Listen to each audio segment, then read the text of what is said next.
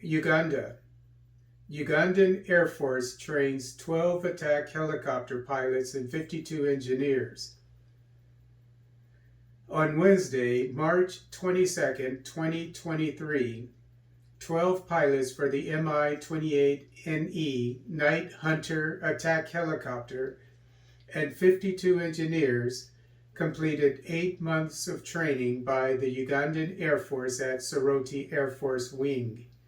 According to the Monitor, Soroti Air Force Wing will soon be promoted to managing the Eastern Sector Aviation Deployment Center and will confront insecurity in the Karamoja region.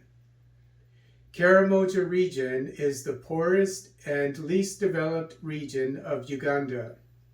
During the graduation ceremony, the commander of the Air Force, Lieutenant General Charles Okidi, mentioned the Air Force's mission of providing air support to ground forces. According to the Now Post, South African website, the Defense Web, reported that Uganda bought new Mi-28 attack helicopters from Russia last year.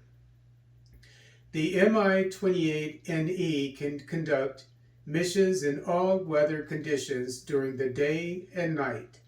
The Mi-28NE is armed with guided weapon systems and missile launchers to target enemy aircraft and helicopters. It also has a radar mounted on its rotor mast to detect dangerous objects and weather conditions, while enabling the helicopter to remain invisible to the enemy.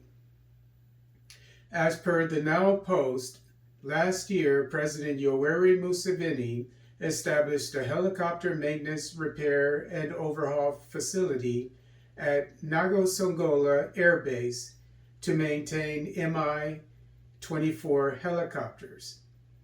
The operation is a joint venture between the state-owned National Enterprise Corporation and Russian corporation Pro Heli International.